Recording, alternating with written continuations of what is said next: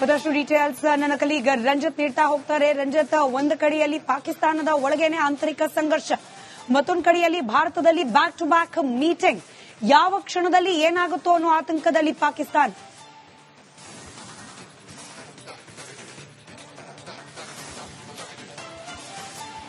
ಕಾಶ್ಮೀರದಲ್ಲಿ ನಿರಂತರವಾಗಿ ಭಯೋತ್ಪಾದಕರ ದಾಳಿ. ಈ ದಾಳಿಯ ವಿರುದ್ಧ ಭಾರತ ಈಗ ಸೆಳೆದೆದ್ದು ಸಂಪೂರ್ಣವಾಗಿ ಭಯೋತ್ಪಾದನೆಯನ್ನ ನಿರ್ಮೂಲನ ಮಾಡುವಂತ ಹೊರಟಿದೆ. ಪಾಕಿಸ್ತಾನಕ್ಕೊಂದು ಮಾಸ್ಟರ್ ಸ್ಟ್ರೋಕ್ ಕೊಡುವಂತ ಭಾರತ ಈಗ ನಿಗೂಢವಾದಂತಹ ಆಪರೇಷನ್ ಮಾಡೋದಕ್ಕೆ ಹೊರಟಿದೆ. ಪಾಕಿಸ್ತಾನ ಭದ್ರಗುಟ್ಟಿ ಹೋಗಿದೆ. ಅದರ ನಡುವೆ ಕಾಶ್ಮೀರದಲ್ಲಿ ಪರಿಸ್ಥಿತಿ ಹೆಂಗಿದೆ ಕೇಳಿದ್ರೆ, ಗಡಿಗಡಿಗೂ ಕೂಡ ಸೇನಾ ವೆಹಿಕಲ್ಗಳು ಓಡಾಡ್ತಾ ಇದ್ದಾವೆ. ಅಡಿಗಡಿಗೂ ಕೂಡ ಒಂದು ರೀತಿಯಲ್ಲಿ ಆತಂಕದ ವಾತಾವರಣ ಇದೆ. ಸೇನಾ ಬಂಕರ್ಗಳು ಸರ್ಕಲ್ಗಳಲ್ಲಿ ನಿಯೋಜನೆ ಆಗ್ತಾ ಇದ್ದಾವೆ. ಕೆಲವು ಅಂಗಡಿಗಳು ಸ್ವಯಂ ಪ್ರೇರಿತವಾಗಿ ಬಂದ್ ಮಾಡಿದ್ದಾರೆ. ನೋಡಿ, ಅಂಗಡಿಗಳ ಶಟರ್ಗಳನ್ನು ಕ್ಲೋಸ್ ಮಾಡಿರೋದನ್ನ ಗಮನಿಸ್ತಾ ಇದ್ದೀರಿ. ಒಂದು ರೀತಿಯಲ್ಲಿ ಕೆಲವು ಸೂಕ್ಷ್ಮ ಪ್ರದೇಶಗಳಲ್ಲಿ ಅಘೋಷಿತವಾದಂತಹ ಬಂದ್ ವಾತಾವರಣ ಕಂಡು ಬರ್ತಾ ಇದೆ. ವಾಹನಗಳ ಓಡಾಟವೂ ಕೂಡ ಬಹಳ ವಿರಳವಾಗಿದೆ. ಅದರ ಜೊತೆಗೆ ಸೇನೆಯೂ ಕೂಡ ಎಲ್ಲಾ ಕಡೆಗಳಲ್ಲಿ ಓಡಾಡ್ತಾ ಇದೆ. ಜನ ಓಡಾಡೋದು ಬಹಳ ಕಮ್ಮಿಯಾಗಿದೆ. ಮತ್ತು ಗಮನಿಸ್ತಾ ಹೋದ್ರೆ ಪ್ರವಾಸಿಗರು ಅತಿ ಹೆಚ್ಚು ಸ್ಥಳಗಳನ್ನ ಬಂದ್ ಮಾಡಿರೋದ್ರಿಂದಾಗಿ ಪ್ರವಾಸಿಗರ ಓಡಾಟವೂ ಕೂಡ ಕಮ್ಮಿಯಾಗಿದೆ. ವ್ಯವಹಾರವೂ ಕೂಡ ಸಂಪೂರ್ಣವಾಗಿ ಸ್ತಬ್ಧವಾಗಿದೆ. ಲಾಲ್ ಚೌಕ್ನಂತ ಕೆಲವು ಪ್ರಮುಖ ಸ್ಥಳಗಳು ಎನಿ ಟೈಮ್ ಅಲ್ಲಿ ಕಮರ್ಷಿಯಲ್ ಚಟುವಟಿಕೆ ನಡೀತಾ ಇರುತ್ತೆ. ಆದ್ರೆ ಅಲ್ಲೆಲ್ಲವೂ ಕೂಡ ಈಗ ಜನರಿರದೆ ಬಣಗುಡುವಂತ ಪರಿಸ್ಥಿತಿ ನಿರ್ಮಾಣ ಆಗಿದೆ.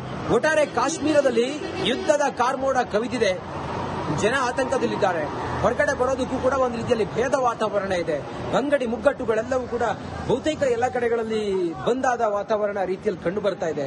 ಮತ್ತೊಂದು ಕಡೆಯಲ್ಲಿ ಎತ್ತ ನೋಡಿದ್ರು ಅಲ್ಲಿ ಸೇನಾ ವಾಹನಗಳೇ ಓಡಾಡ್ತಿರೋದನ್ನ ನಾವು ನೋಡ್ತಾ ಇದ್ದೀವಿ.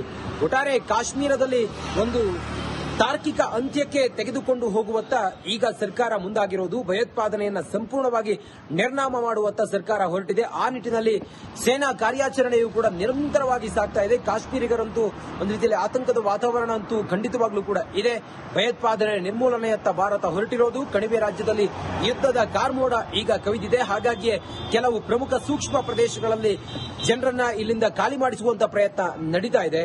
ಪ್ರವಾಸಿ ತಾಣಗಳು ಬಂದಾಗಿದ್ದಾವೆ. ಅಂಗಡಿ ಮುಗ್ಗಟ್ಟುಗಳನ್ನ ತೆರೆಯದೆ ಮಾಲೀಕರು ಆತಂಕದಿಂದ ಹೊರಗಡೆ ಬರದೇ ಇದ್ದಾರೆ. ಮತ್ತೊಂದು ಕಡೆಯಲ್ಲಿ ಈ ಪ್ರವಾಸಿಗರು ಯಾರು ಬಂದಿದ್ದಾರೆ ಅವರೆಲ್ಲ ತಮ್ಮ ಹೋಟೆಲ್ಗಳಲ್ಲೇ ಉಳಿದುಕೊಂಡಿದ್ದಾರೆ. ಹೊರಗಡೆ ಹೋದ್ರೆ ಪ್ರವಾಸಿ ಮಂದಿರಗಳೆಲ್ಲವೂ ಕೂಡ ಬಂದಾಗಿದೆ. ಶಾಪಿಂಗ್ ಮತ್ತೊಂದು ಅಂತೇಳಿ ಹೇಳಿದ್ರೆ ಕೆಲ ಕಡೆಗಳಲ್ಲಿ ಸಂಪೂರ್ಣವಾಗಿ ಅಘೋಷಿತವಾದಂತಹ ಬಂದ ರೀತಿಯಲ್ಲಿ ವಾತಾವರಣ ಕಂಡು ಬರ್ತಾ ಇದೆ. ಹೀಗಾಗಿ ಬಂದವರೆಲ್ಲರೂ ಕೂಡ ಪ್ರವಾಸಕ್ಕೆ ಬಂದವರೆಲ್ಲರೂ ಕೂಡ ಏನೂ ನೋಡ್ಲಿಕ್ಕಾಗದೆ ವಾಪಸ್ ಹೋಗ್ತಾ ಇದ್ದಾರೆ. ಹಾಗೆ ಸೇನಾ ಆಪರೇಷನ್ಗಳು ಅಲ್ಲಲ್ಲಿ ನಡೀತಾ ಇರೋದ್ರಿಂದಾಗಿ, ಯುದ್ಧ ವಿಮಾನಗಳು, ಹೆಲಿಕಾಪ್ಟರ್ಗಳು ಅಲ್ಲಲ್ಲಿ ಓಡಾಡ್ತಾ ಇರೋದ್ರಿಂದಾಗಿ ಇದೆಲ್ಲವೂ ಕೂಡ ಮುಂದಾಗಬಹುದಾದಂತಹ ಭಾರತದ ಪ್ರತೀಕಾರಕ್ಕೆ ಒಂದು ರೀತಿಯಲ್ಲಿ ಮುನ್ಸೂಚನೆ ಅನ್ನೋ ರೀತಿಯಲ್ಲಿ ಕಂಡು ಬರ್ತಾ ಇದೆ. ಇದು ಭಯೋತ್ಪಾದನೆ ವಿರುದ್ಧ ಭಾರತದ ಹೋರಾಟಕ್ಕೆ ಒಂದು ಮಹತ್ವವಾದಂತಹ ಬೆಳವಣಿಗೆ ಮತ್ತೆ ಪೂರಕವಾದಂತಹ ವಾತಾವರಣ ಸೃಷ್ಟಿಯಾಗಿದೆ. ಶ್ರೀನಗರದಿಂದ ರಿಪಬ್ಲಿಕ್ ಕನ್ನಡಕ್ಕಾಗಿ ನಾನು ರಂಜಿತ್ ಶಿರಿಯಾರ್. ಮತ್ತಷ್ಟು ಡೀಟೇಲ್ಸ್ ನನ್ನ ಕಲೀಗ ರಂಜಿತ್ ನೀಡ್ತಾ ಹೋಗ್ತಾರೆ. ರಂಜಿತ್, ಒಂದು ಕಡೆಯಲ್ಲಿ ಪಾಕಿಸ್ತಾನದ ಒಳಗೇನೆ ಆಂತರಿಕ ಸಂಘರ್ಷ, ಮತ್ತೊಂದು ಕಡೆಯಲ್ಲಿ ಭಾರತದಲ್ಲಿ ಬ್ಯಾಕ್ ಟು ಬ್ಯಾಕ್ ಮೀಟಿಂಗ್. ಯಾವ ಕ್ಷಣದಲ್ಲಿ ಏನಾಗುತ್ತೋ ಅನ್ನೋ ಆತಂಕದಲ್ಲಿ ಪಾಕಿಸ್ತಾನ.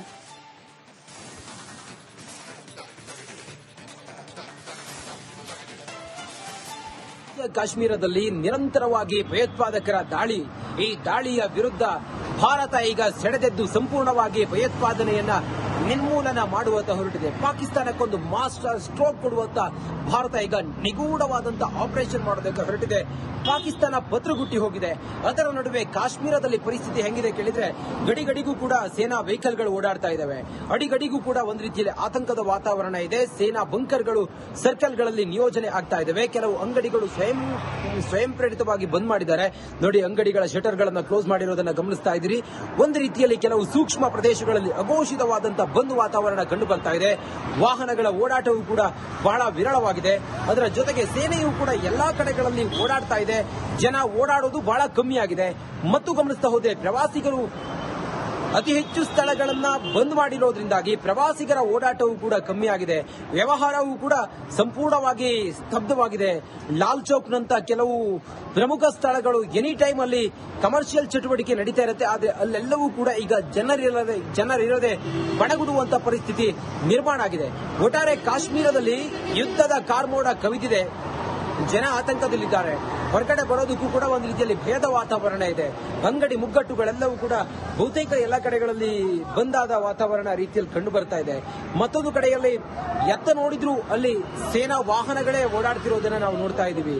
ಒಟ್ಟಾರೆ ಕಾಶ್ಮೀರದಲ್ಲಿ ಒಂದು ತಾರ್ಕಿಕ ಅಂತ್ಯಕ್ಕೆ ತೆಗೆದುಕೊಂಡು ಹೋಗುವತ್ತ ಈಗ ಸರ್ಕಾರ ಮುಂದಾಗಿರೋದು. ಭಯೋತ್ಪಾದನೆಯನ್ನ ಸಂಪೂರ್ಣವಾಗಿ ನಿರ್ನಾಮ ಮಾಡುವತ್ತ ಸರ್ಕಾರ ಹೊರಟಿದೆ. ಆ ನಿಟ್ಟಿನಲ್ಲಿ ಸೇನಾ ಕಾರ್ಯಾಚರಣೆಯು ಕೂಡ ನಿರಂತರವಾಗಿ ಸಾಗ್ತಾ ಇದೆ. ಕಾಶ್ಮೀರಿಗರಂತೂ ಒಂದು ರೀತಿಯಲ್ಲಿ ಆತಂಕದ ವಾತಾವರಣ ಅಂತೂ ಖಂಡಿತವಾಗ್ಲೂ ಕೂಡ ಇದೆ. ಭಯೋತ್ಪಾದನೆ ನಿರ್ಮೂಲನೆಯತ್ತ ಭಾರತ ಹೊರಟಿರೋದು. ಕಣಿವೆ ರಾಜ್ಯದಲ್ಲಿ ಯುದ್ಧದ ಕಾರ್ಮೋಡ ಈಗ ಕವಿದಿದೆ. ಹಾಗಾಗಿಯೇ ಕೆಲವು ಪ್ರಮುಖ ಸೂಕ್ಷ್ಮ ಪ್ರದೇಶಗಳಲ್ಲಿ ಜನರನ್ನ ಇಲ್ಲಿಂದ ಖಾಲಿ ಮಾಡಿಸುವಂತ ಪ್ರಯತ್ನ ನಡೀತಾ ಇದೆ.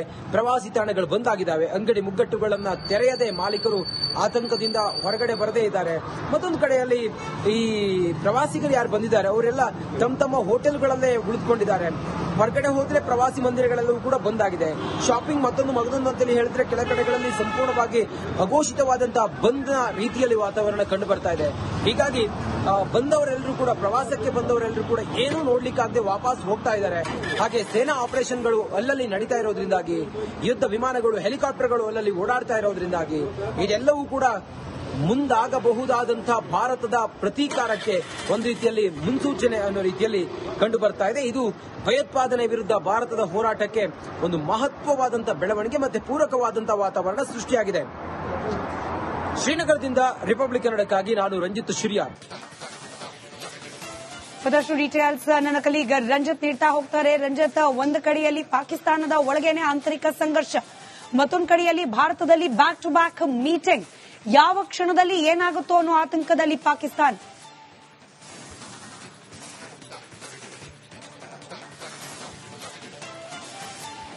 ಕಾಶ್ಮೀರದಲ್ಲಿ ನಿರಂತರವಾಗಿ ಭಯೋತ್ಪಾದಕರ ದಾಳಿ. ಈ ದಾಳಿಯ ವಿರುದ್ಧ ಭಾರತ ಈಗ ಸೆಳೆದೆದ್ದು ಸಂಪೂರ್ಣವಾಗಿ ಭಯೋತ್ಪಾದನೆಯನ್ನ ನಿರ್ಮೂಲನ ಮಾಡುವತ್ತ ಹೊರಟಿದೆ. ಪಾಕಿಸ್ತಾನಕ್ಕೊಂದು ಮಾಸ್ಟರ್ ಸ್ಟ್ರೋಕ್ ಕೊಡುವತ್ತ ಭಾರತ ಈಗ ನಿಗೂಢವಾದಂತಹ ಆಪರೇಷನ್ ಮಾಡೋದಕ್ಕೆ ಹೊರಟಿದೆ. ಪಾಕಿಸ್ತಾನ ಭದ್ರಗುಟ್ಟಿ ಹೋಗಿದೆ.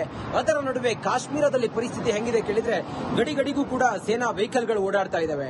ಅಡಿಗಡಿಗೂ ಕೂಡ ಒಂದು ರೀತಿಯಲ್ಲಿ ಆತಂಕದ ವಾತಾವರಣ ಇದೆ. ಸೇನಾ ಬಂಕರ್ಗಳು ಸರ್ಕಲ್ಗಳಲ್ಲಿ ನಿಯೋಜನೆ ಆಗ್ತಾ ಇದ್ದಾವೆ. ಕೆಲವು ಅಂಗಡಿಗಳು ಸ್ವಯಂ ಪ್ರೇರಿತವಾಗಿ ಬಂದ್ ಮಾಡಿದ್ದಾರೆ. ನೋಡಿ, ಅಂಗಡಿಗಳ ಶಟರ್ಗಳನ್ನು ಕ್ಲೋಸ್ ಮಾಡಿರೋದನ್ನ ಗಮನಿಸ್ತಾ ಇದ್ದೀರಿ. ಒಂದು ರೀತಿಯಲ್ಲಿ ಕೆಲವು ಸೂಕ್ಷ್ಮ ಪ್ರದೇಶಗಳಲ್ಲಿ ಅಘೋಷಿತವಾದಂತಹ ಬಂದ್ ವಾತಾವರಣ ಕಂಡು ಬರ್ತಾ ಇದೆ. ವಾಹನಗಳ ಓಡಾಟವೂ ಕೂಡ ಬಹಳ ವಿರಳವಾಗಿದೆ. ಅದರ ಜೊತೆಗೆ ಸೇನೆಯೂ ಕೂಡ ಎಲ್ಲಾ ಕಡೆಗಳಲ್ಲಿ ಓಡಾಡ್ತಾ ಇದೆ. ಜನ ಓಡಾಡೋದು ಬಹಳ ಕಮ್ಮಿಯಾಗಿದೆ. ಮತ್ತು ಗಮನಿಸ್ತಾ ಹೋದ್ರೆ ಪ್ರವಾಸಿಗರು ಅತಿ ಹೆಚ್ಚು ಸ್ಥಳಗಳನ್ನ ಬಂದ್ ಮಾಡಿರೋದ್ರಿಂದಾಗಿ ಪ್ರವಾಸಿಗರ ಓಡಾಟವೂ ಕೂಡ ಕಮ್ಮಿಯಾಗಿದೆ. ವ್ಯವಹಾರವೂ ಕೂಡ ಸಂಪೂರ್ಣವಾಗಿ ಸ್ತಬ್ಧವಾಗಿದೆ. ಲಾಲ್ ಚೌಕ್ನಂತ ಕೆಲವು ಪ್ರಮುಖ ಸ್ಥಳಗಳು ಎನಿ ಟೈಮ್ ಅಲ್ಲಿ ಕಮರ್ಷಿಯಲ್ ಚಟುವಟಿಕೆ ನಡೀತಾ ಇರುತ್ತೆ. ಆದ್ರೆ ಅಲ್ಲೆಲ್ಲವೂ ಕೂಡ ಈಗ ಜನರಿರದೆ ಬಣಗುಡುವಂತ ಪರಿಸ್ಥಿತಿ ನಿರ್ಮಾಣ ಆಗಿದೆ. ಒಟ್ಟಾರೆ ಕಾಶ್ಮೀರದಲ್ಲಿ ಯುದ್ಧದ ಕಾರ್ಮೋಡ ಕವಿದಿದೆ. ಜನ ಆತಂಕದಲ್ಲಿದ್ದಾರೆ. ಹೊರಗಡೆ ಬರೋದಕ್ಕೂ ಕೂಡ ಒಂದು ರೀತಿಯಲ್ಲಿ ಭೇದ ವಾತಾವರಣ ಇದೆ. ಅಂಗಡಿ ಮುಗ್ಗಟ್ಟುಗಳೆಲ್ಲವೂ ಕೂಡ ಬಹುತೇಕ ಎಲ್ಲ ಕಡೆಗಳಲ್ಲಿ ಬಂದಾದ ವಾತಾವರಣ ರೀತಿಯಲ್ಲಿ ಕಂಡು ಬರ್ತಾ ಇದೆ. ಮತ್ತೊಂದು ಕಡೆಯಲ್ಲಿ ಎತ್ತ ನೋಡಿದ್ರು ಅಲ್ಲಿ ಸೇನಾ ವಾಹನಗಳೇ ಓಡಾಡ್ತಿರೋದನ್ನ ನಾವು ನೋಡ್ತಾ ಇದ್ದೀವಿ. ಒಟ್ಟಾರೆ ಕಾಶ್ಮೀರದಲ್ಲಿ ಒಂದು ತಾರ್ಕಿಕ ಅಂತ್ಯಕ್ಕೆ ತೆಗೆದುಕೊಂಡು ಹೋಗುವತ್ತ ಈಗ ಸರ್ಕಾರ ಮುಂದಾಗಿರೋದು. ಭಯೋತ್ಪಾದನೆಯನ್ನ ಸಂಪೂರ್ಣವಾಗಿ ನಿರ್ನಾಮ ಮಾಡುವತ್ತ